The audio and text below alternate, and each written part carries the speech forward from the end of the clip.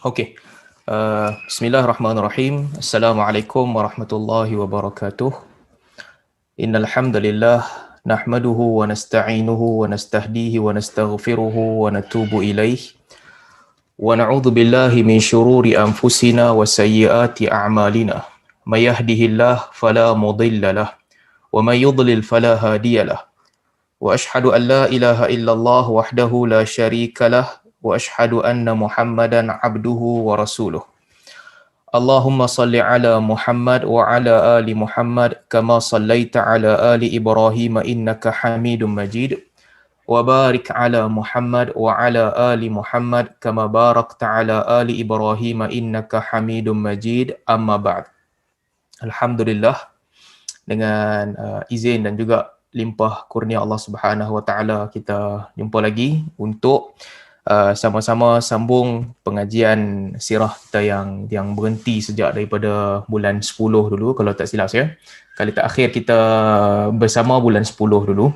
Jadi insya-Allah hari ini kita akan sambung lagi siri ke-18, masih lagi berkaitan dengan peristiwa-peristiwa yang berlaku di zaman Sayyidina Umar radhiyallahu anhu. Dalam kelas yang lepas kita telah bincang tentang pembukaan kota-kota Rom ataupun Palestin, Jordan dan juga seterusnya pembukaan kota Mesir. So hari ini kita sambung bahagian seterusnya, penaklukan Iraq dan wilayah timur. Bagi yang baca buku ni di muka surat 305, okey? 305, penaklukan Iraq dan wilayah timur di zaman Sayyidina Umar Al-Khattab radhiyallahu anhu.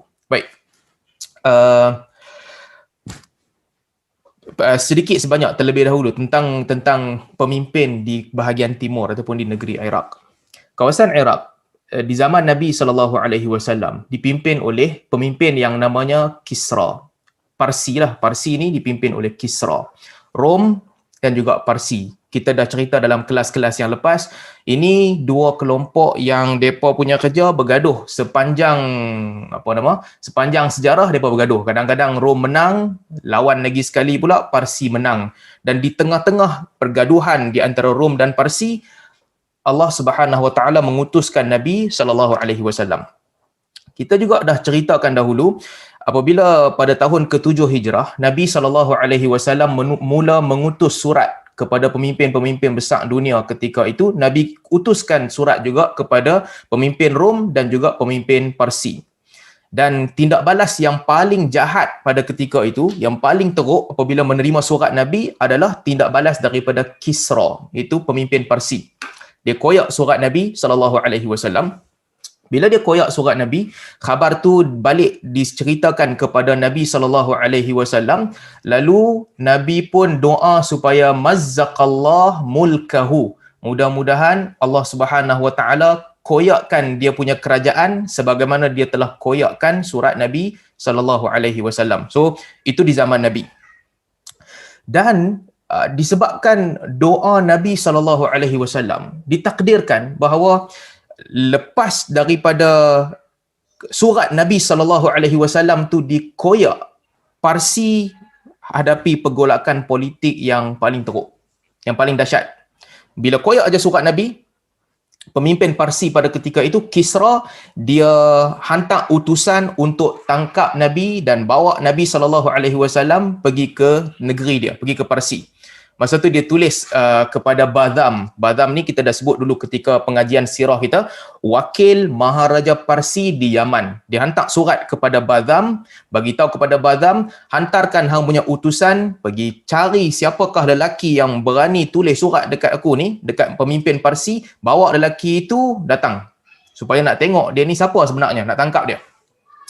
Lalu Badham dia hantar dua orang wakil dia, Kahraman dengan Khurkharah. Nama Parsi ni nama pelik-pelik lah. Nanti kita akan jumpa lagi banyak nama yang pelik-pelik. Kita pun jarang pakai nama ni. Jadi dia hantar dua orang, iaitu Kahraman dan juga Khurkharah, pergi ke Madinah. Jumpa Nabi SAW untuk sampaikan utusan daripada Maharaja Parsi, iaitu Kisra. Bagi tahu Kisra nak bawa hang pergi jumpa dengan dia. Nak tangkap lah kiranya. Bila sampai ke Madinah, Nabi SAW beritahu kepada dua wakil daripada Badam ni, Badam, wakil Parsi di Yaman, kata kat mereka, hampa pergi balik, hampa tidur dulu, rehat dulu, esok hampa mai jumpa aku. Esok datang, semula kita bincang. Mereka pun balik, mereka rehat malam tu di Madinah. Esoknya mereka datang jumpa Nabi SAW, tanya, apa keputusan? Lalu kata Nabi SAW, Nabi kata, inna dini wa sultani sayablughu ma balagha Kisra wa yantahi ila al-khuffi wal hafir. Nabi kata, sesungguhnya agama aku dan kekuasaan aku akan melampaui kekuasaan Kisra dan juga akan sampai ke setiap tempat yang ada tapak kaki manusia dan langkah-langkah binatang. Wa qula lahu, dan pi balik kamu berdua, bagi tahu kepada raja kamu, in aslamta, kalau raja kamu ni menerima Islam, masuk Islam, a'taituka ma tahta yadayka wa malaktuka ala qaumika minal abna. Aku akan bagi hang pimpin kerajaan hang sendiri dan juga bagi hang kekuasaan ke atas anak-anak hang sendiri. So, Nabi SAW bagi tahu kepada dua wakil Badam ni, hampir balik bagi tahu dekat Badam, kekuasaan aku akan melampaui kekuasaan Kisra. Agama aku akan melampaui agama Kisra. Balik pergi bagi tahu dekat dia, kalau dia menerima agama ini, menerima Islam, aku bagi dia kuasa untuk memimpin rakyat dia. Dan sebelum mereka dua orang balik, Nabi SAW kata dekat dua wakil kepada Badam, dan aku dikhabarkan bahawa sesungguhnya pada tarikh sekian-sekian, bulan sekian-sekian, Kisra akan mati ataupun Kisra akan dibunuh.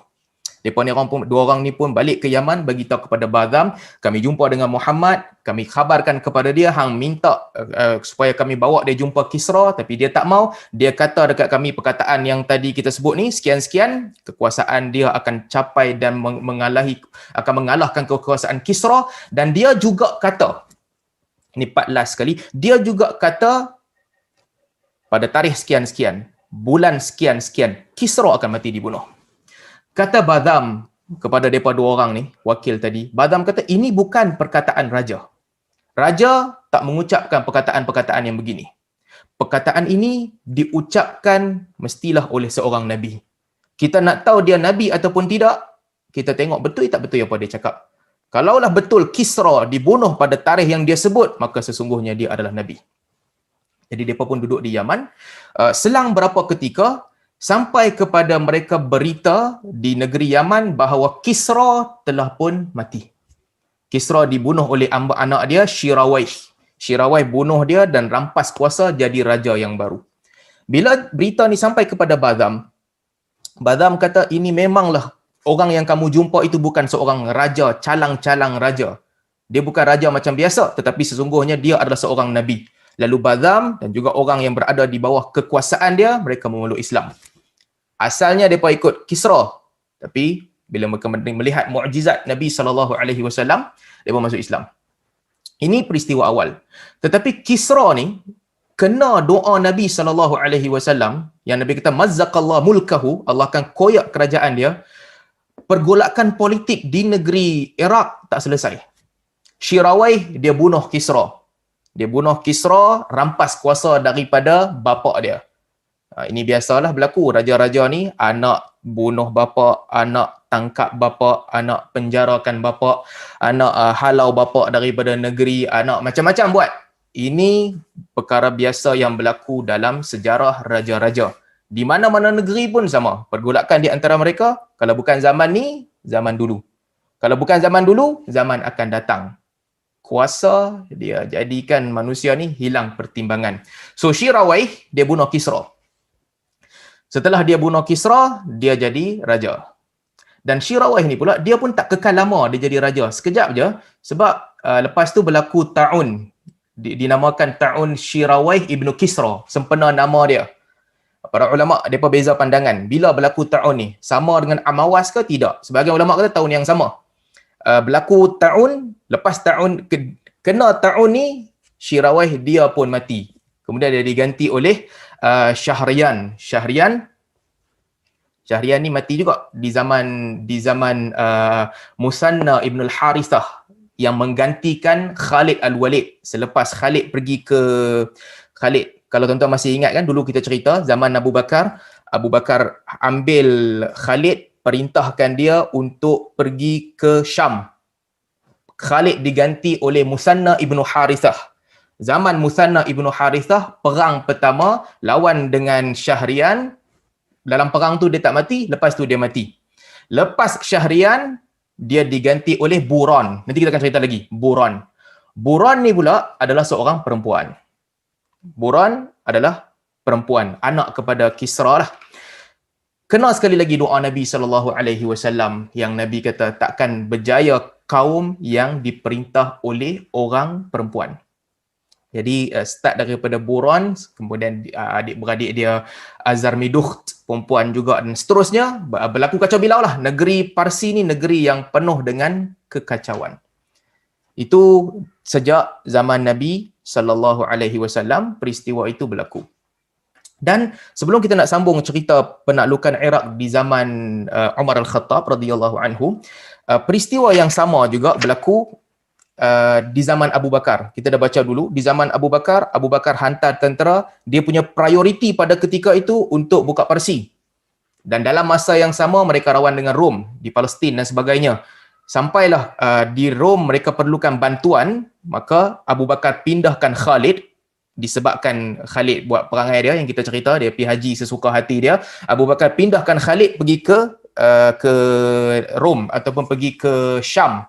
Bila dia pergi ke Syam, Musanna ibnu Harithah ambil alih kekuasaan negeri Parsi daripada Khalid Al-Walid, jadi ketua tentera.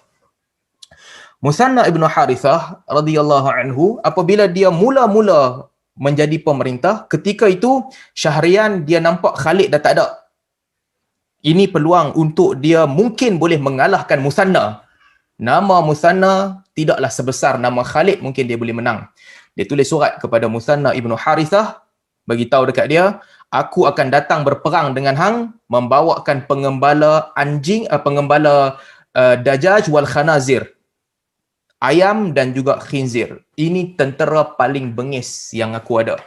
Pengembala ayam dan juga pengembala babi. Aku akan bawa pengembala-pengembala ni akan perang dengan kamu dan mereka takkan bagi muka.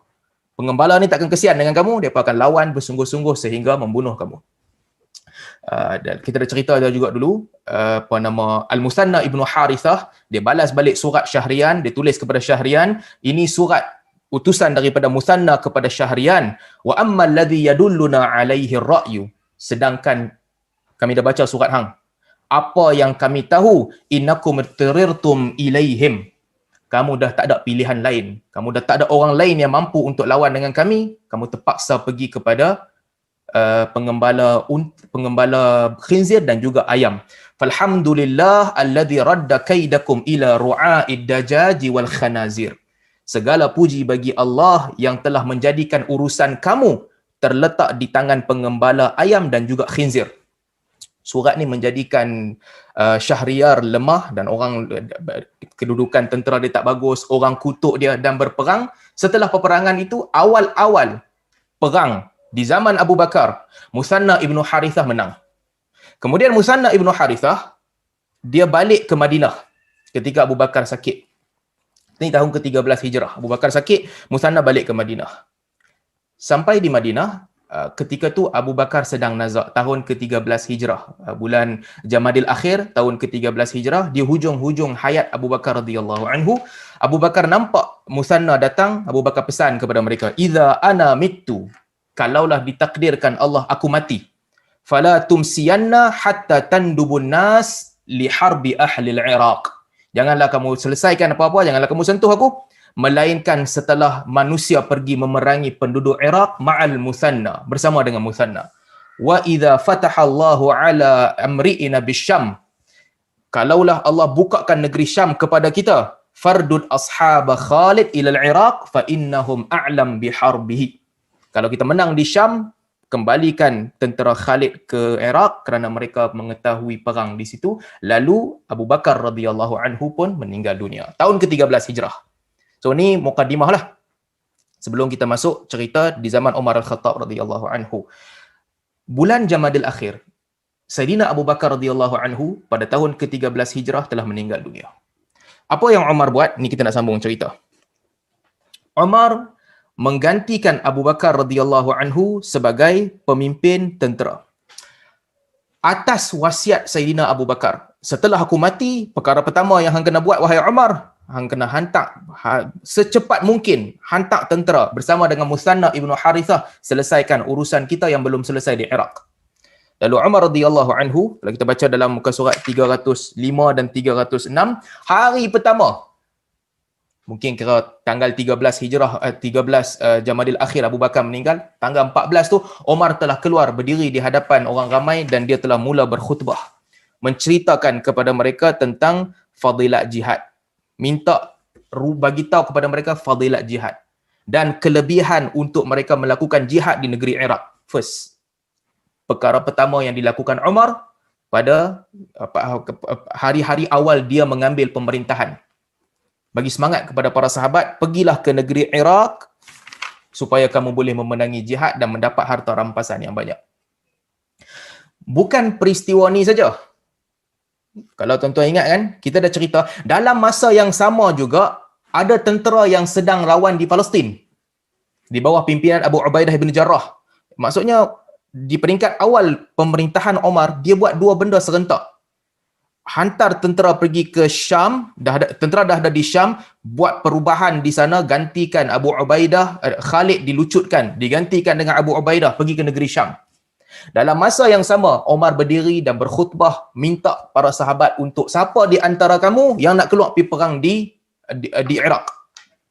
Siapa antara kamu yang boleh nak pergi perang? Hari pertama Umar keluar bagi khutbah, keluarlah kamu berjuang di negeri Iraq, banyak harta rampasan yang kita boleh dapat. Semua orang duduk diam. Orang tak ada siapa yang sahut seruan Umar. Hari kedua Umar keluar, masih lagi sama berdiri di hadapan para sahabat, bagi tahu kepada mereka fadilat keluar perang, pergilah kamu ke Iraq, banyak makanan yang kita boleh dapat, harta rampasan boleh dapat dan syahid di sisi Allah Subhanahu Wa Taala. Tak ada siapa nak keluar. Tak ada siapa suka rela. Hari ketiga, Umar radhiyallahu anhu sama juga keluar berdiri di hadapan para sahabat, bagi tahu siapa nak keluar pergi perang ke negeri Iraq, teruskan perjuangan di negeri Iraq.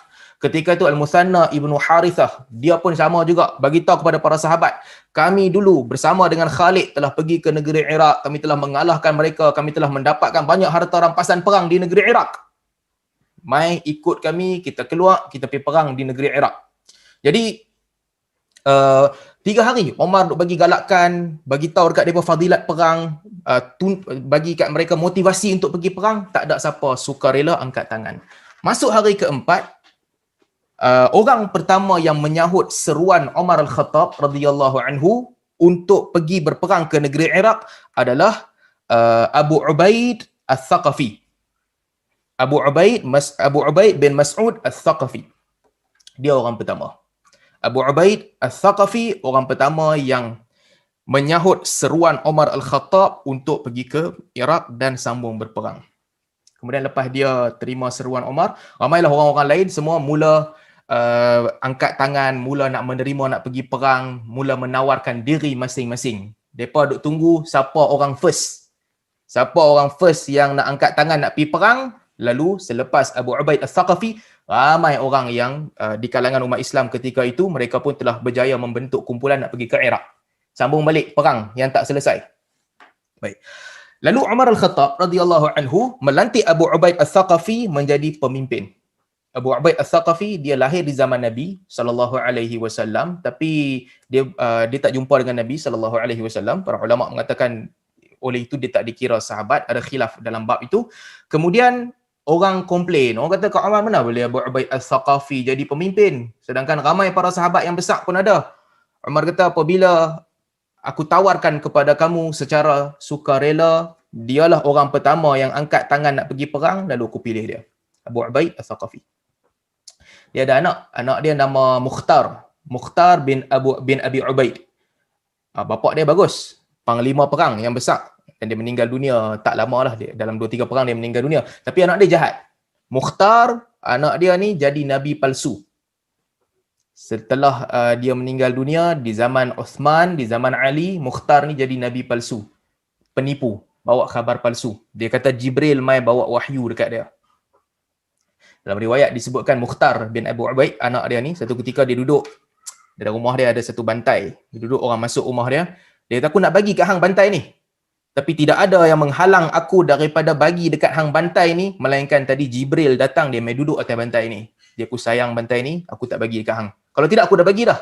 Yang ni penipu besar. So, ni cerita dua orang ni. Abu Ubaid, panglima perang yang sangat hebat. Panglima perang yang telah mempertahankan Islam. Allah takdirkan anak dia Mukhtar bin Abu Ubaid menjadi nabi palsu dan juga kadzab, penipu. Az-Zahabi sebut benda yang sama, bapak dia bagus, anak dia jahat. Ini kita jumpa banyak jugalah dalam sejarah. Ini salah satu, dan juga cerita-cerita lain juga banyak begitu.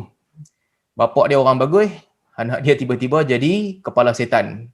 Abu Ubaid baik, bapak dia Mukhtar menjadi jahat. Sebab itulah sebelum kita sambung ni, kita sama-sama nasihat untuk diri saya dan kita sekalian. Di samping kita jaga diri kita, di samping kita menjaga ibadat kita, cuba mendekatkan diri kita kepada Allah Subhanahu Wa Taala, jangan juga kita lupa untuk doa kepada anak-anak kita nanti. Anak-anak kita nanti supaya Allah Subhanahu Wa Taala bagi mereka petunjuk juga. Jangan kita kira diri kita sendiri sahaja, sebab sejarah telah membuktikan ramai juga orang-orang yang hebat, mereka diwarisi oleh orang-orang yang jahat. Jadi kita kena sentiasa doa.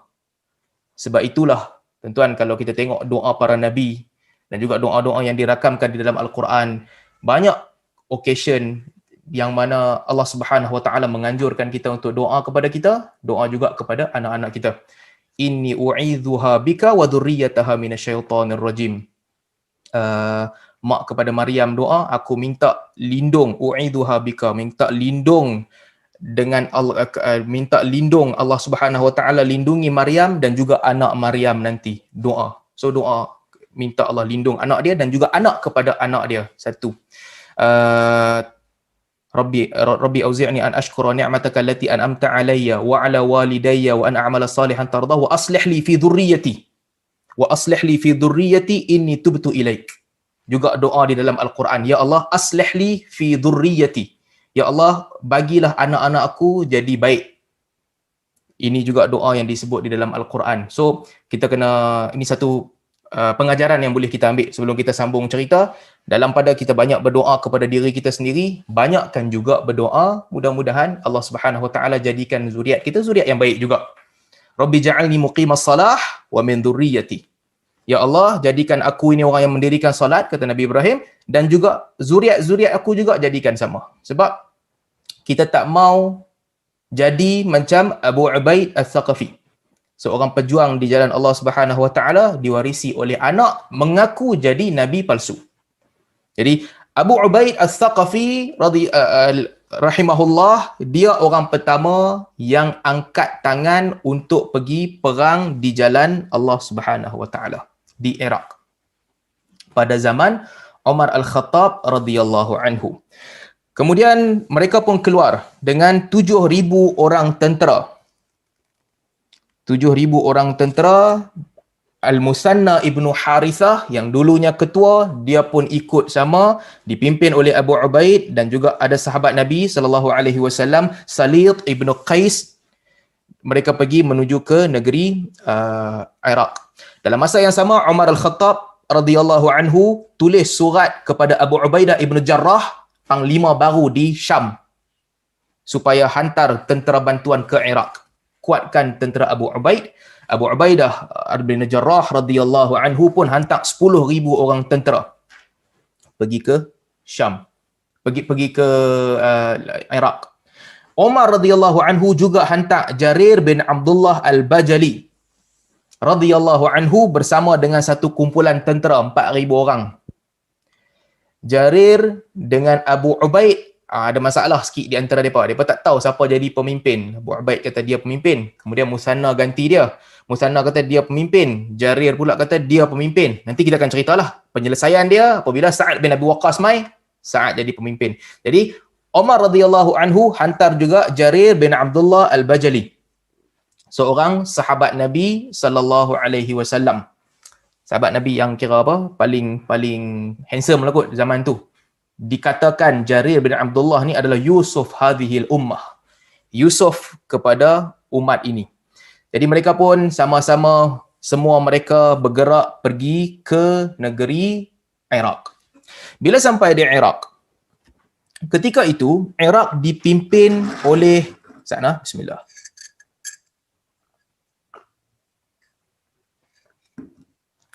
Dipimpin oleh siapa ni?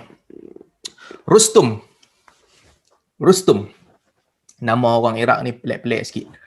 Orang Melayu pun ambil juga Rustum. Kita ada nama kan orang nama Rostam. Itu nama dia kira asal dia daripada Iraq lah. Apa lagi nama Iraq lah? Mehran. Mehran. Banyak orang nama Iraq. Arab pun ambil juga lepas tu. Kita pun ambil juga Maheran semua. Dia nama-nama bunyi-bunyi Iraq sikit. Baik. Ketika umat Islam pergi ke Iraq, pemimpin Iraq pada ketika itu adalah Buran. Buran perempuan. Buran jadi pemimpin Iraq. Buran bila jadi pemimpin, dia tak pegang negeri Iraq. Dia tak jadi Perdana Menteri. Kira dia raja, tapi dia serahkan kuasa dia kepada Rustum. Rustum ganti dia Datuk Bendahara lah kira. Bukan Datuk Bendahara, Datuk Ahli Nujum. Rustum ni Ahli Nujum. Dia buat perjanjian dengan Buran. 10 tahun ni Rustum akan menguasai negeri Iraq. Buran bagi kuasa dekat dia. Banyak yang berlaku di Iraq ni, benda pelik-pelik bergaduh antara mereka. Kemudian lepas Buran ganti dengan Azarmidukht. Azarmidukht ni pula dia kekuasaan dia lepas tu diambil oleh Sabur. Sabur ni dia ada satu pengikut dia, nama dia Furukhzar. Furukhzar ni Sabur bagi Furukhzar paksa dia kahwin dengan Azamidukh. Azamidukh adik-beradik kepada Buran. Bila kahwin, tak setuju, orang bunuh Furukhzar dan orang bunuh Sabur. Dua-dua dibunuh. Kemudian yang jadi raja pula Azamidukh. Azamidukh ni Buran punya adik-beradik perempuan. Dua-dua perempuan, adik-beradik. Buran, lepas tu kacau-kacau apa sikit, jadi Azamidukh. Kemudian dia pun mati juga, ganti dengan Bardajir. Apa nama pun tak tahulah. Ni pemimpin Iraq main cerita. Nama pelik-pelik dia pun. So pergi ke sana. Abu Ubaidah Thaqafi mendapati bahawa di negeri Iraq ada kekacauan politik. Negeri itu tak stabil. Saat-saat dia bertukar pemimpin. Akhirnya ketika itu Rustum. Dia jadi penguasa. Dan berlakulah beberapa peperangan di Iraq. Antaranya peperangan An-Namariq. Namariq pada tahun ke-13 Hijrah. Nampak ni? Bulan Jamadil Akhir, Sayyidina Abu Bakar radhiyallahu anhu meninggal dunia. Kemudian masuk bulan Sya'ban berlaku perang besar, Jisr. Antara Jamadil Akhir, Rejab sahaja yang ada. Jamadil Akhir, Rejab, Sya'ban. Jadi kemungkinan besar Namariq ni berlaku di bulan Rejab lah. Baru sebulan Abu Bakar radhiyallahu anhu meninggal dunia. Baik, berlaku peperangan Namariq. Rustum pada ketika itu hantar tentera yang dipimpin oleh Jaban dan juga Mardan Shah. Nama saya tak tahu siapa tiru siapa ni. Apa? Parsi tiru Melayu ke, Melayu tiru Parsi, kita pun tak tahu. So dipimpin oleh Jaban dan Mardan Shah. Mereka lawan dengan tentera Islam ketika itu di bawah pimpinan Abu Ubaid Al-Thaqafi dan juga Al-Musanna bin Harithah. Dan Allah Subhanahu Wa Taala takdirkan tentera Islam menang dalam peperangan Namariq. Jaban ditangkap, Mardan Shah pun ditangkap, Mardan Shah dibunuh, Jaban larikan diri, ditangkap semula, dijadikan tawanan. Pendek cerita, perang Namariq, umat Islam menang. Kemudian, perang Saqatiyah. Saqatiyah pula berlaku, mereka hambat ataupun ikut tentera Saki-Baki, tentera Parsi selepas Namariq, pergi ke tempat yang namanya Kaskas ataupun Saqatiyah, berlaku perang di situ dan umat Islam menang lagi. Perang yang kedua, mereka menang. Kemudian bulan yang sama, masih lagi bulan Rejab, berlaku peperangan Barusma. Perang Barusma, tentera Iraq dipimpin oleh Nursi dan juga dua anak dia, Bandawaih dan Biruwaih, bersama dengan Jalinus yang datang hantar bantuan. Abu Ubaid Al-Thaqafi bersama dengan Musanna bin Harithah lawan dengan mereka dan juga menang juga dalam 3 perang pertama ni. Jadi Abu Ubaid Al-Thaqafi sampai ke Iraq, 3 peperangan pertama, Namariq, Saqatiyah dan Barusma, menang ketiga-tiga perang. Kemudian berlakulah peperangan besar di negeri Iraq yang namanya Perang Al-Jisr. Perang Al-Jisr. Setelah 3 peperangan awal, Iraq, tentera Parsi kalah. Jadi mereka pun, Rustum hantar tentera dia yang paling kuat, dipimpin oleh Dhal Hajib, dan dia bawa panji perang Parsi yang paling kuat yang daripada, yang paling hebat. Yang mana panji perang ni, apa nama dia? Dirafshkabian nama dia. Dirafshkabian, panji perang yang depa bila guna je depa selalu menang. Depa kira ambil berkat dengan panji perang ni. Maksudnya ini depa anggap peperangan yang besar, namanya Jisr. Dipimpin oleh Dhal Hajib. Peperangan ni berlaku di satu jambatan menyeberangi Sungai Furat, di antara tentera Islam pimpinan Abu Ubaid dan juga tentera Parsi pimpinan Dhal Hajib. Dalam perang tu, ni taktik Parsi, mereka bawa gajah. Tentera Parsi bawa gajah untuk lawan dengan tentera Islam, dan ada satu gajah yang paling besar, ketua gajah. Dan taktik perang mereka ikatkan loceng di leher gajah. Letakkan loceng yang besar. Setiap kali gajah-gajah ni jalan, bunyi loceng ni bising. Bunyi loceng yang bising menyebabkan unta yang dibawa oleh tentera Islam tak mau lawan dengan gajah-gajah ni. Unta jadi takut.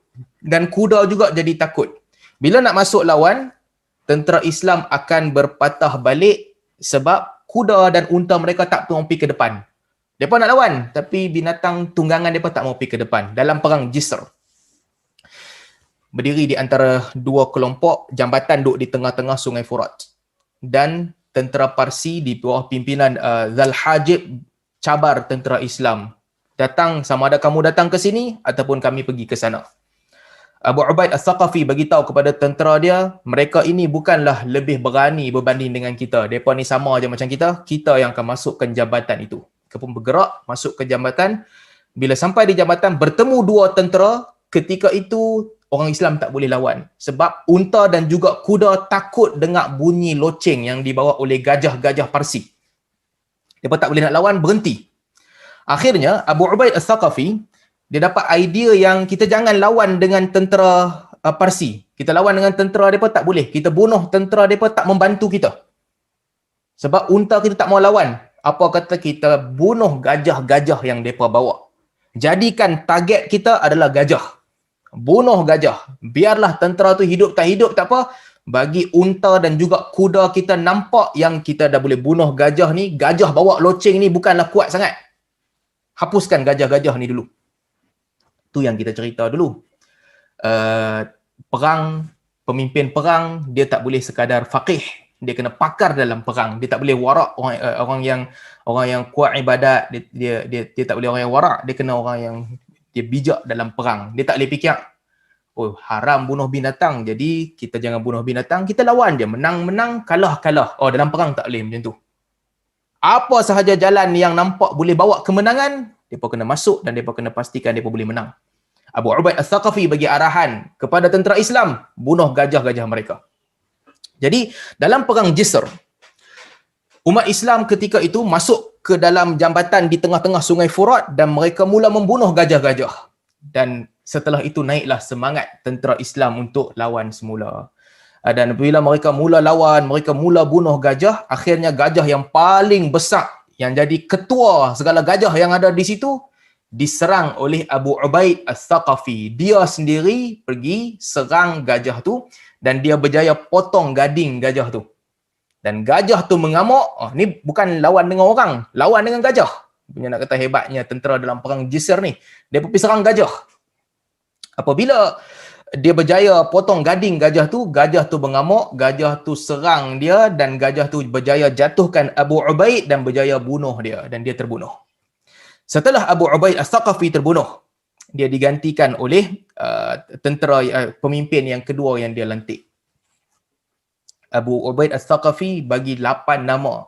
Prepare nak pergi perang Jisr ni, Abu Ubaid As-Saqafi bagi 8 nama. Kalau aku mati, orang ni ganti. Aku mati, orang ni mati, diganti oleh orang ketiga, orang keempat, orang kelima, orang keenam, orang ketujuh, orang ke-8.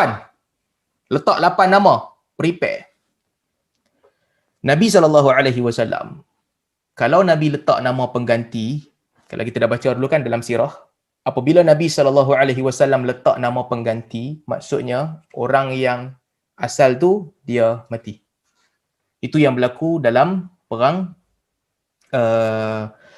bila mereka pergi ke Jordan, perang Mu'tah. Dalam perang Mu'tah Nabi sebut 3 nama. 3 mati. Itu mukjizat Nabi SAW. Abu Ubaid As-Saqafi dia tak ada mukjizat lah. Dia cuma prepare for the worst. Aku mati tak apa. Tetapi kita tak boleh kalah perang. So kalau aku mati, dia ni ganti. Orang ketiga ganti. Orang keempat ganti. Bukan sebab dia ada mukjizat. Tapi untuk pastikan tentera tu boleh terus berlawan. 10,000 tentera Islam dipimpin oleh Abu Ubaid As-Saqafi. Ni pun satu benda saya nak cerita juga untuk ambil pengajaran. Dalam hidup kita, kadang-kadang kita takut nak sentuh perkara-perkara berkaitan dengan mati. Kita takut nak cakap pun pasal mati. Kan kalau ada orang dia nak cerita pasal mati kan, dia nak sebut apa-apa, nanti kalau aku mati, buatlah sekian-sekian benda. Orang yang dengar tu, dia takut. Janganlah cakap macam tu, janganlah cerita macam tu. Kita takut. Cakap pasal mati pun menakutkan orang. Tetapi sikap yang ditunjukkan oleh para sahabat ni, mereka bersedia untuk mati. Aku mungkin akan mati, tapi itu bukan penghujung. Itu bukan akhir perjuangan kita. Aku mati, orang lain ganti. Demikian juga sikap yang ditunjukkan oleh Nabi SAW. Sebab tu Nabi SAW pesan, nak tidur malam, tinggalkan wasiat. Kalau tak mau wasiat, tak apalah. Tapi kalau orang yang dia ada niat nak buat wasiat tu, bismillah. Dia ada niat dah nak buat wasiat, nak tidur malam jangan tidur sebelum kamu tulis wasiat. Sebab apa? Prepare untuk mati. Orang kita kata duk cakap-cakap pasal mati ni, satgi mulut masin mati betul, merepek. Itu merepek, tak ada kena-mengena. Bersedia untuk menghadapi kematian dan bersedia untuk memudahkan urusan orang lain selepas kita mati, itu sunnah Nabi SAW. Itu diajarkan oleh Nabi SAW. Jadi Abu Ubaid As-Saqafi bagi 8 nama. Dalam perang Jisr ini, kesemua 7 orang yang menggantikan dia, mereka juga mati. Satu-satu mati. Akhirnya, kepimpinan pergi kepada orang yang ke-8, iaitu Al-Musanna ibnu Harithah, yang mana inilah orang yang ditinggalkan oleh Khalid Al-Walid dulu, sebelum Khalid pergi ke Syam. Dan inilah juga orang yang Abu Bakar radhiyallahu anhu pesan kepada Umar, hang pastikan dia ni pergi semula ke negeri Iraq setelah aku mati, hantar dia pergi balik. Akhirnya dalam perang Jisr, setelah ramai orang Islam terbunuh, 4,000 orang dikatakan terbunuh di kalangan mereka, pemimpin tertinggi pada ketika itu adalah Al-Musanna ibnu Harithah. Musanna ibnu Harithah, bila dia tengok keadaan umat Islam ketika itu sangat kucar-kacir, pemimpin utama dah mati, kuda dan juga unta mereka takut dengan serangan gajah. Ada di kalangan orang Islam lari ke tanah lapang, ke tanah kosong yang mana dia tak boleh buat apa pun di situ. Kalau dia sesat di situ, matilah mereka di situ. Ada di kalangan mereka terjun ke dalam sungai Furat sebab hilang hala tuju, tak tahu nak buat apa. Ada di kalangan mereka lari balik, tak tengok belakang terus, lari sampai Madinah. Tak bagi cannya lari, terus balik Madinah. Tak ambil tahu apa jadi kat belakang. Al-Musanna ibnu Harithah, apabila dia melihat keadaan itu, dia berdiri di hadapan jambatan di kawasan sebelah tentera Islam. Dia kata, aku akan berdiri di jambatan ni lah sehingga tentera terakhir di kalangan umat Islam patah balik. Setelah aku pastikan semua orang selamat, ketika itu aku akan berganjak daripada tempat aku berdiri. Dan dia pun terus berdiri di pintu jambatan. Akhirnya tentera Islam yang berjaya, yang belum mati lagi, yang belum terjun ke sungai Furat dan belum lari pergi ke mana-mana, mereka berjaya patah balik. Dan akhirnya semua di kalangan yang saki baki di kalangan mereka berjaya melarikan diri. Selamat larikan diri. Kira-kira berapa ramai tentera yang mati dan sebagainya, hantarlah berita kepada Umar Al-Khattab radhiyallahu anhu. Umar ketika tu sedang duduk di atas mimbar berkhutbah. Abdullah bin Zaid datang, Umar nampak dia daripada jauh. Umar kata, ada khabarkah yang nak dibawa ni? Abdullah bin Zaid kata, aku datang membawa khabar yang pasti. Umar panggil dia. Umar tengah khutbah. Umar panggil dia, dia naik atas mimbar, dia bisik kepada Umar. Umar pun, okeylah, siap tahu pasti bahawa tentera Islam telah pun kalah dengan kekalahan yang besar dalam perang Jisr. Perang Jisr ni, barangkali inilah perang yang paling banyak tentera Islam meninggal dunia. Dalam banyak-banyak perang, ini mungkin yang paling ramai tentera Islam meninggal dunia, 4,000. Setelah perang Jisr, berlaku peperangan kedua, iaitu peperangan Al-Buaib. Perang Buaib pun berlaku di atas jambatan juga. Ini jambatan lain pula lah kot. Sekali lagi, peperangan seterusnya, Buaib di bawah di atas jambatan yang menjadi penghalang antara dua tentera di tengah-tengah sungai Furat. Siapa yang lawan? Rom ketika itu mengutuskan pemimpin dia yang namanya Mihran lawan dengan tentera Islam. Tadi bulan Sya'ban, okey? Jisr bulan Sya'ban, Buaib bulan Ramadan. Pada ketika ini, bulan Ramadan nak masuk jambatan, Al-Musanna Ibnu Harithah bagi tahu kepada tentera-tentera Islam, semua orang boleh buka puasa, tak perlu berpuasa. Kita nak lawan dengan musuh, bagi kita kuat tubuh badan kita, tak payah puasa, bersedia untuk lawan musuh. Kata Al-Musanna Ibnu Harithah, aku akan bertakbir 4 kali. Kamu dengar. Bila mereka serang kita, jangan serang balas. Defend. Bertahan sahaja. Mereka masuk, kamu bertahan. Jangan berganjak daripada tempat kamu untuk pergi ke depan, terus berlawan. Jangan. Tunggu di tempat kamu. Setelah aku bertakbir 3 kali. Masuk kali keempat kamu bertakbir, kali keempat kamu dengar aku bertakbir, ketika itu barulah kamu ubah daripada mod bertahan kepada mod menyerang. Okey? Tunggu, jangan serang. Di atas jambatan. Sama juga. Orang Parsi kata, siapa nak masuk ni? Hampa nak main serang kami ke? Ataupun hampa nak tunggu kami pergi serang hampa? Tentera Islam kata, kali ni kami tunggu, kami tak lawan. Lalu Parsi datang serang. Bila Parsi datang serang, Al-Musanna Ibnu Harithah bertakbir kali pertama. Allahu Akbar. Dia takbir, Parsi ingat dia nak lawan, Parsi pun serang. Bila Parsi serang, dia bertahan je. Musanna lihat di mana ruang-ruang tentera yang nampak goyah, yang nampak tak kuat, yang nampak ada lubang untuk tentera Parsi masuk. Dia pun utuskan juru cakap. Dia ada kumpulan semboyan masa perang. Beritahu kepada tentera, kawasan ni kena jaga. Tutup. Dia beritahu. Amir, dia beritahu kepada dia punya juru cakap ni, pergi beritahu kat mereka, Al-Amir yaqra'u alaikumussalam. Al-Musanna, pemimpin, bagi salam dekat kamu. Wa yaqulu lakum, dan dia beritahu dekat kamu, la tafdahul arabul yaum fa'tadilu. Hari ni jangan bagi malu orang Arab. Besar kita dah kalah. Hari ni jangan bagi malu orang Arab. Fa'tadilu, jaga barisan kamu betul-betul. Jaga barisan kamu betul-betul. Dia pergi kepada kumpulan lain pula, bagi tahu kepada mereka, ya ma'asyaral muslimin, adatukum, unsurullah yansurkum. Wahai tentera Islam, macam biasa, kebiasaan kita. Kamu tolong Allah, Allah pasti akan tolong kamu. Lalu berlakulah pertempuran. Dia bertakbir kali kedua, Allahu Akbar. Tentera masih lagi bertahan. Dia bertakbir kali ketiga, Allahu Akbar. Tentera Rom menyerang, tentera Parsi menyerang. Dia pun masih lagi bertahan. Sampailah bila dia melihat cukup ruang untuk menyerang dan pertahanan dia dah cukup kuat, dia ubah daripada mod bertahan kepada mod menyerang dengan takbir dia yang keempat. Al-Musanna Ibnu Harithah mengucapkan takbir yang keempat, lalu mereka pun mula menyerang tentera Parsi dan mereka memenangi peperangan Buaib. So, panjang cerita bagi jadi pendek, 2 perang besar yang berlaku pada tahun ke-13 Hijrah di Parsi. 1, peperangan Jisr, bulan Sya'ban tahun ke-13. Perang Jisr, tentera Islam kalah, 7 panglima mati.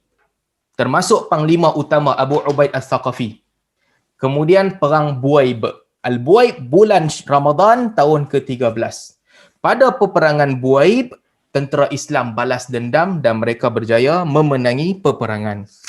Kemudian, setelah mereka kalah perang Buaib ni, bismillah.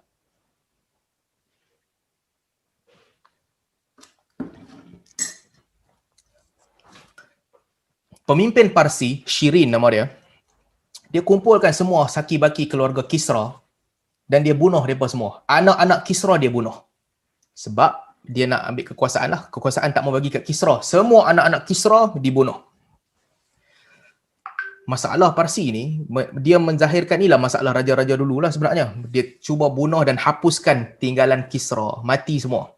Dan yang menjadi ketua lepas tu ada dua panglima, Rustum dengan Fairuzan yang masih hidup yang ketika itu. Kemudian mereka pun cari siapa nak jadi raja. Keturunan raja semua mati, telah dibunuh. Cari, akhirnya mereka jumpa satu anak raja yang masih hidup. Nama dia Yazdigrid, betul ke? Yazdajir kot. Tahu lantaklah apa nama dia. Sebutan saya terlupa sebutan Arab dia. Apa nama dia ni?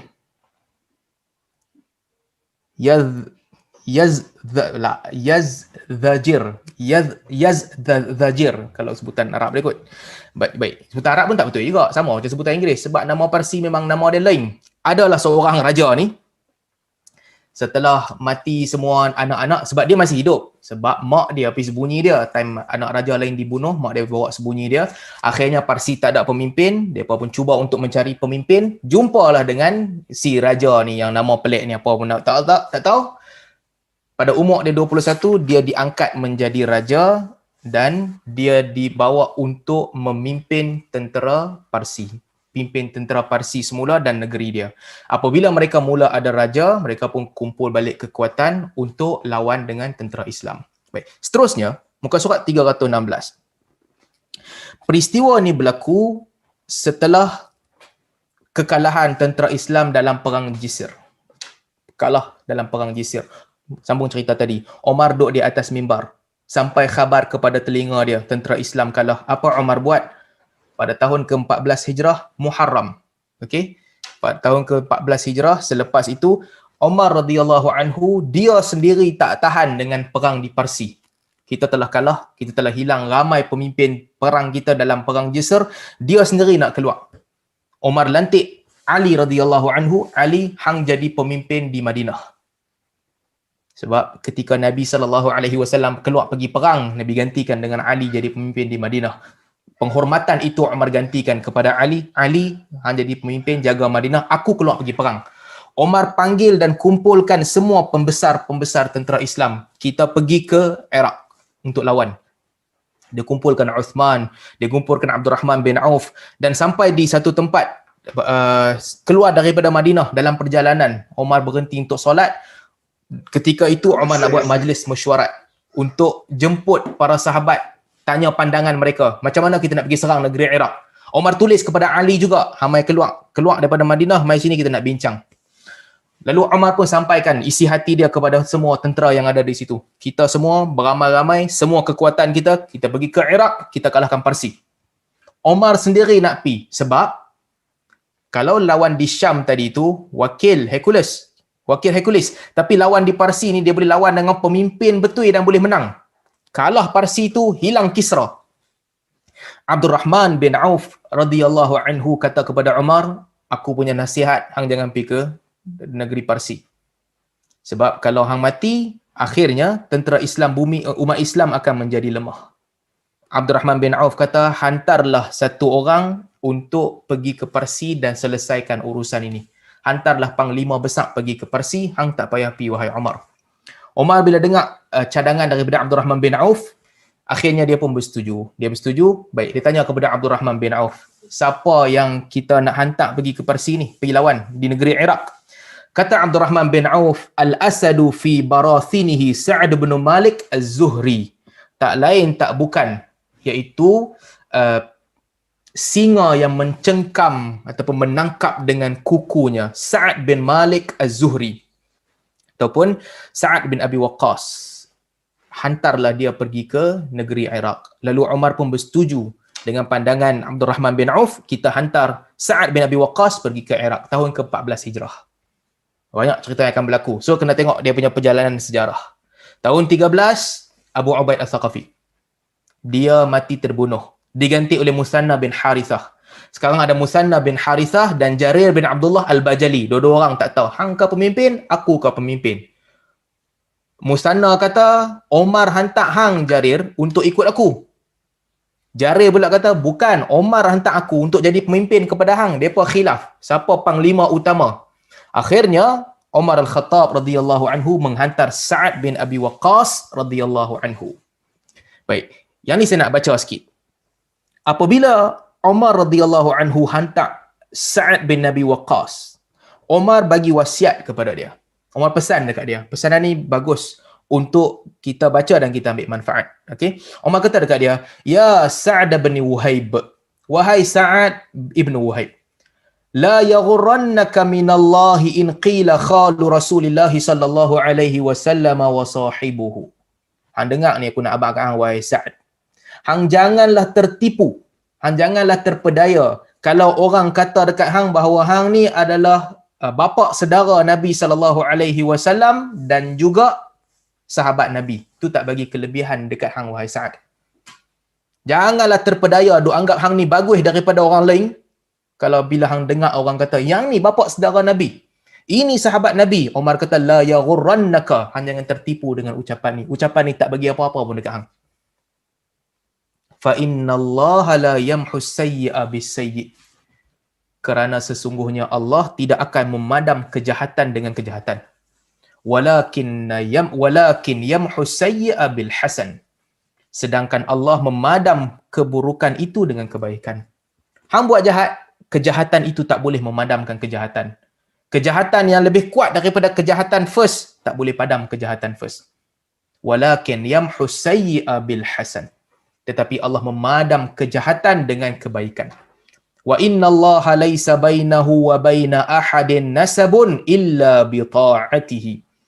Sesungguhnya tidak ada pertalian antara seseorang dengan Allah melainkan dengan mentaati Allah.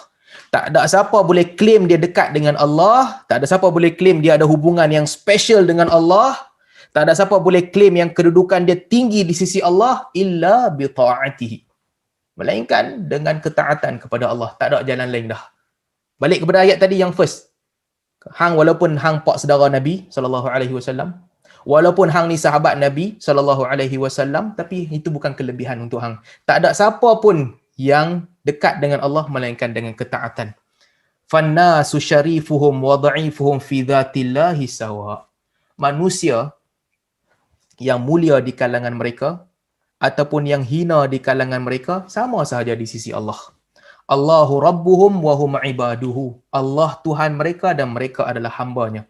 Yatafadaluna bil afiyah. Yang membezakan di antara mereka ini adalah siapa yang Allah bagi kemaafan kepada dia. Wa yudrikuna ma indallahi bit ta'ah. Dan mereka dapat apa yang dijanjikan di sisi Allah dengan satu cara sahaja, iaitu taat. Tak ada cara lain dah. Nak dapat apa yang ada di sisi Allah, satu sahaja, taat. Fanzur al-amra alladhi ra'aita Rasulullah sallallahu alaihi wasallam mundu bu'itha ila an faraqana alaih falzamhu fa innahu al-amr. Umar kata kepada dia, lihatlah apa yang dilakukan oleh Nabi sallallahu alaihi wasallam semenjak baginda diutuskan sehingga baginda meninggalkan kita. Itulah yang perlu hang ikuti. Pesan Umar kepada Sa'ad bin Abi Waqqas radhiyallahu anhu. Kemudian Umar kata, inilah nasihat aku. Kalau hang tinggalkan nasihat aku, maka hancurlah hang dan juga hang punya amalan kesemuanya.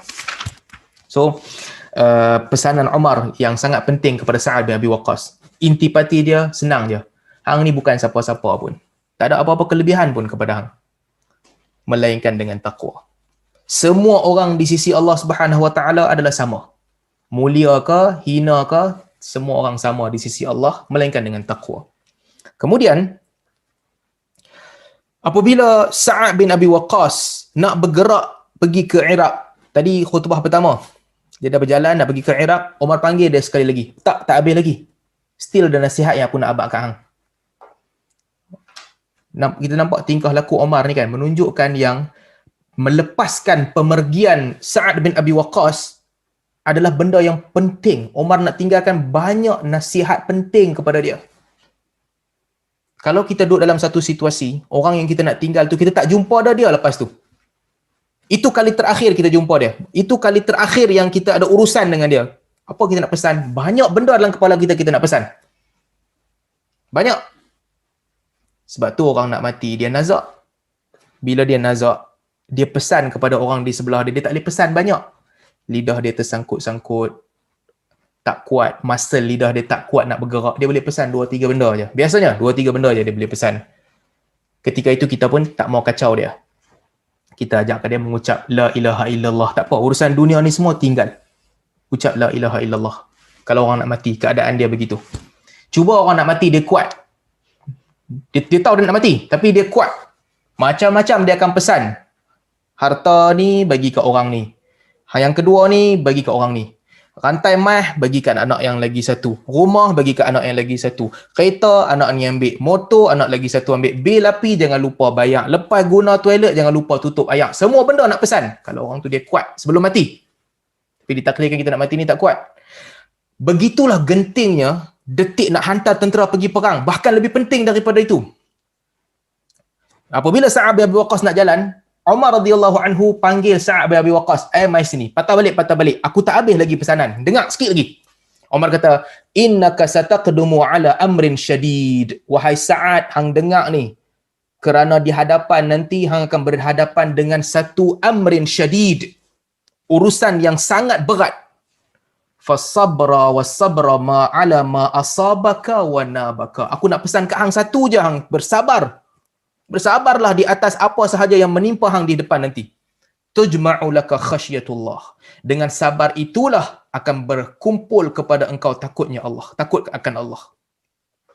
Wa'lam anna khasyatallah tajtami'u fi amrain. Hang dengarlah. Ketaatan, takutkan Allah ada pada dua perkara.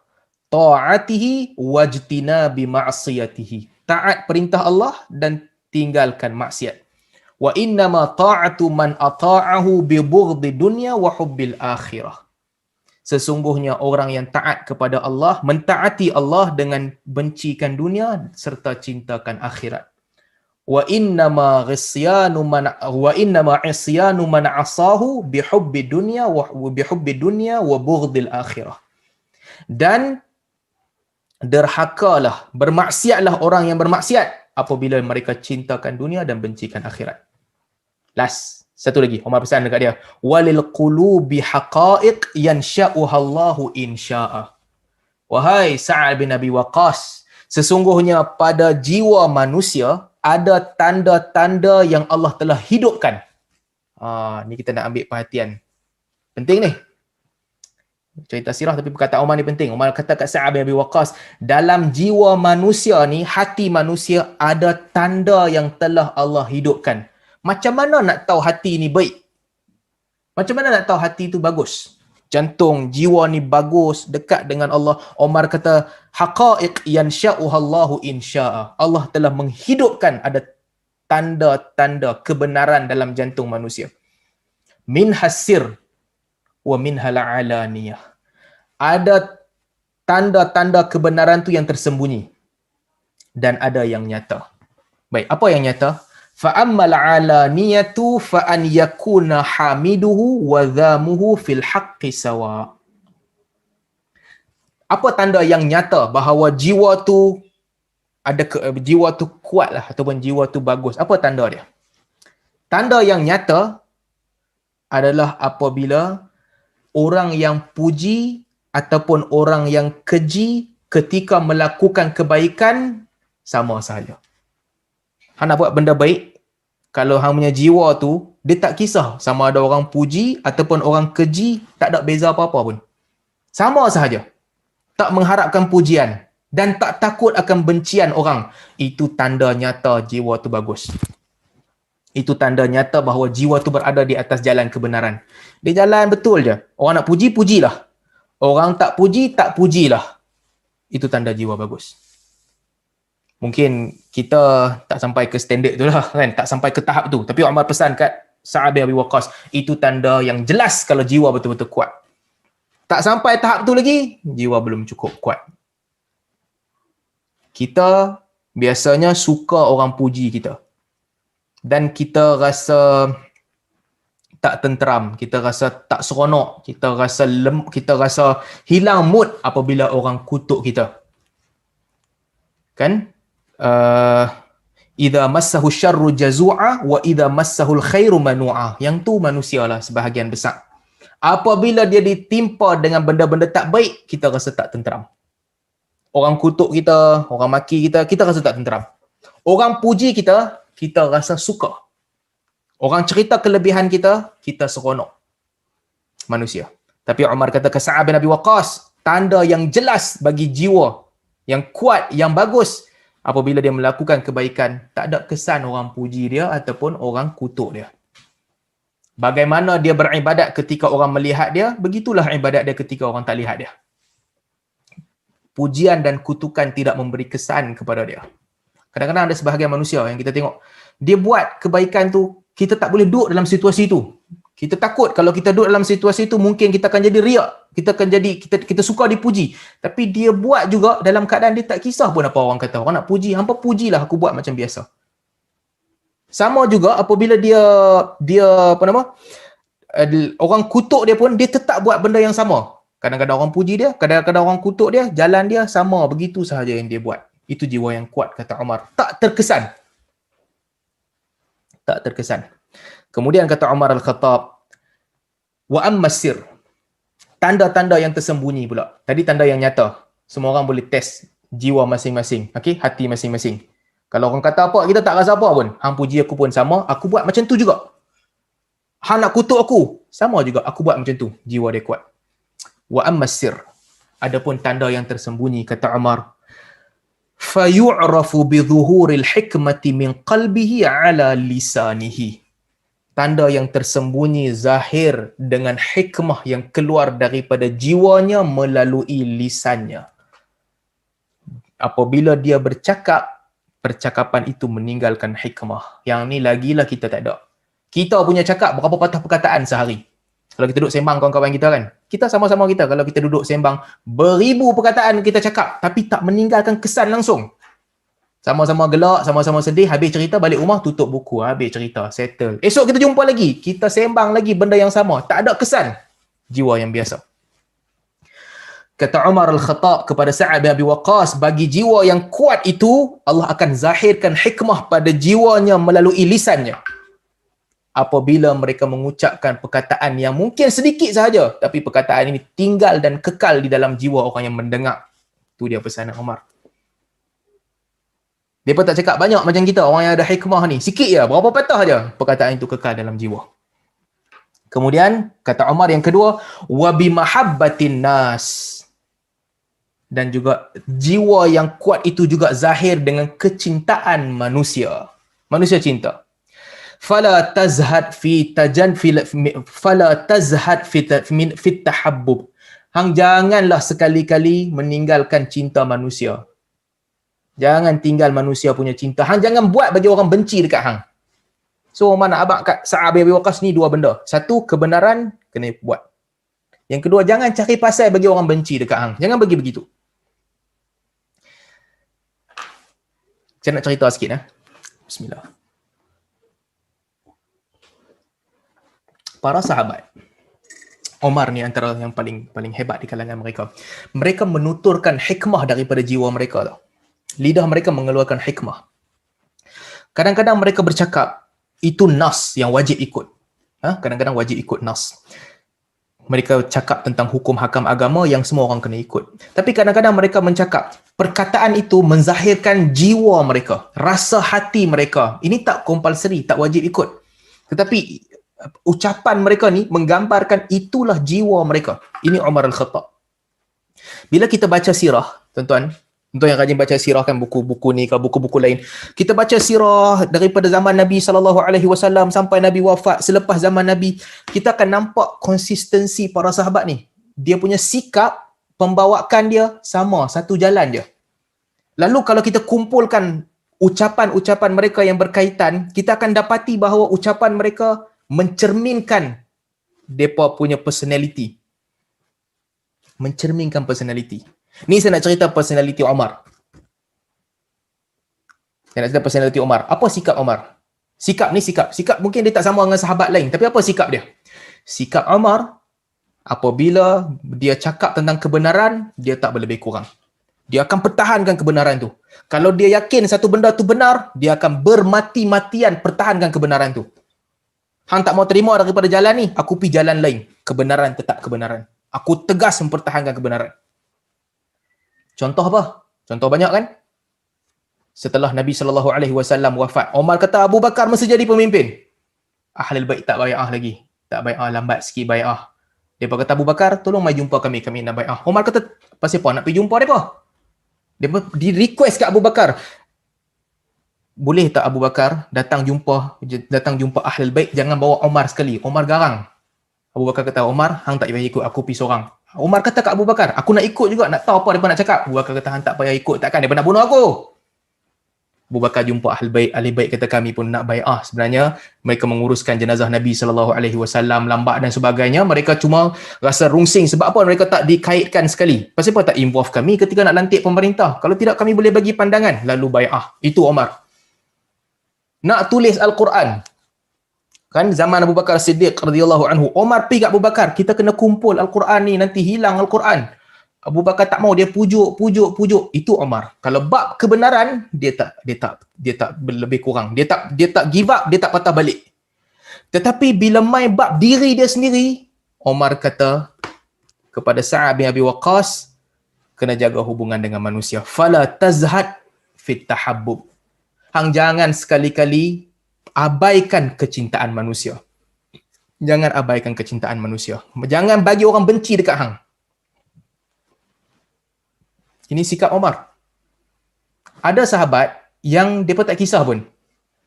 Mungkin bukan cerita bab agama dah. Bab agama tadi kita cerita dah. Bab individu, diri sendiri. Omar pesan, hang jangan cari musuh. Kalau boleh jangan sakitkan hati orang, jangan sakitkan hati orang. La tazhad fit tahabbub. Bagi orang sayang dekat hang. Nanti kita akan cerita beberapa minggu lagi lah kalau kita sampai bab tu. Ketika Omar, dia dah ditikam oleh Abu Lu'lu'ah. Dia tanya, siapa yang tikam aku? Adakah orang Islam? Omar kata, dia kata tak, bukan orang Islam, Majusi. Omar kata, Alhamdulillah, bukan orang Islam yang benci aku, tikam aku. Apabila orang bawa budak kecil mai ke Omar, apa Omar doa? Dalam Al-Adabul Mufrad, Al-Imam Al-Bukhari bawa riwayat, Omar doa, Allahumma faqihhu fid din wa habibhu ilan nas. Ya Allah, jadikan budak ini faqih tentang agamanya dan dia dicintai oleh manusia. Ini personality Omar. Dia suka orang sayang. Dia suka kecintaan orang selagi mana tidak menyentuh kebenaran. So nampak kira personality Omar ni. Kalau hampa nak aku sendiri, aku boleh berlebih kurang, aku boleh bermaaf-maafan, aku boleh terima perbezaan dan sebagainya. Tapi jangan bab agama. Ini Omar. Berbeza dengan sahabat, berbeza dengan Abu Dhar Al-Ghifari. Orang nak kutuk aku, kutuklah. Yang ni jalan aku. Dia bergaduh dengan sahabat ramai. Kan zaman Uthman bergaduh dengan ramai orang. Tapi Omar berbeza. Omar pesan dekat Sa'ad bin Abi Waqqas, fala tazhad fit tahabbub. Hang jangan abaikan cinta manusia. Fa innan nabiyyina qad sa'alu mahabbatahum. Kerana para nabi, mereka telah meminta cinta manusia. Mereka telah berdoa minta manusia cinta kepada mereka. Hang jangan abaikan benda ni. Maksudnya jangan bagi orang benci kat hang tanpa sebab. Wa inna Allah idza ahabba 'abdan habbabahu. Kerana sesungguhnya apabila Allah mencintai seorang hamba, Allah jadikan mereka dicintai manusia. Wa idza abghadha 'abdan baghadahu. Apabila Allah membenci seorang hamba, Allah akan jadikan manusia juga benci kepada dia. Hang jaga Sa'ad bin Abi Waqqas. Kalau hang buat orang benci dekat hang, itu tanda Allah benci dekat hang juga. Kalau hang buat orang sayang dekat hang, itu tanda Allah sayang dekat hang. Fa'tabir manzilataka 'indallah bimanzilatika 'indan nas. Hang nak tahu kedudukan hang di sisi Allah, maka lihatlah kedudukan hang di sisi manusia. Ini sikap Sayyidina Umar radhiyallahu anhu melalui pesanan dia kepada Sa'ad bin Abi Waqqas radhiyallahu anhu. Sebelum dia hantar Sa'ad bin Abi Waqqas untuk pergi sambung berperang di Iraq. Saya ingat saya nak berhenti takat ni dululah untuk hari ini. Banyak manfaat-manfaat yang kita dapat daripada sikap, tingkah laku, pembawaan Sayyidina Umar radhiyallahu anhu. Ada orang kata, apa ni, Salman duk puji Omar melampau-lampau, macamlah sahabat lain ada orang tulis yang kata macam sahabat lain tak ada kurang sumbangan daripada Omar. Tak, bukan itu maksud saya. Kalau tuan-tuan ikut kuliah sebelum ni, zaman Abu Bakar, kita telah menceritakan betapa hebatnya Abu Bakar radhiyallahu anhu. Abu Bakar lebih hebat daripada Umar dalam banyak bab. Banyak bab yang Sayyidina Umar radhiyallahu anhu tunduk, aku bukanlah sampai ke tahap ilmu dan juga kehebatan Abu Bakar. Kita dah cerita dulu masa Abu Bakar. Ketegasan Abu Bakar, hampa nampak Umar tegas kan? Tidak setegas Abu Bakar. Kita dah cerita dah. Tapi bab ni kita tengah ada cerita pasal Umar, kita fokus pada Sayyidina Umar radhiyallahu anhu lah. Nanti bila sampai kepada Uthman, kita akan fokus juga kepada Uthman dan juga seterusnya kepada Ali radhiyallahu anhum ajma'in. Saya bercerita ni bukan nak kata, wah power gila Umar, lagi hebat pada sahabat lain. Tak, bukan itu point saya. Kalau tuan-tuan mungkin kalau ada yang salah faham kan, point saya nak cerita, dan ni kita tengah duk cerita pasal zaman Umar, kita letak spotlight dekat Umar lah. Nanti kita beralih kepada para sahabat lain, kita cerita pula tentang sahabat lain. Sebagaimana dalam kuliah-kuliah yang lepas, kita telah bercerita tentang Sayyidina Abu Bakar radhiyallahu anhu. Baik, saya nak berhenti dekat ni dulu. Kalau ada soalan, saya buka soalan sikit dekat dekat Zoom. Kemudian kita boleh tutup majlis lah selepas daripada soalan tu. Ada soalan ke? Ada soalan? Bismillah.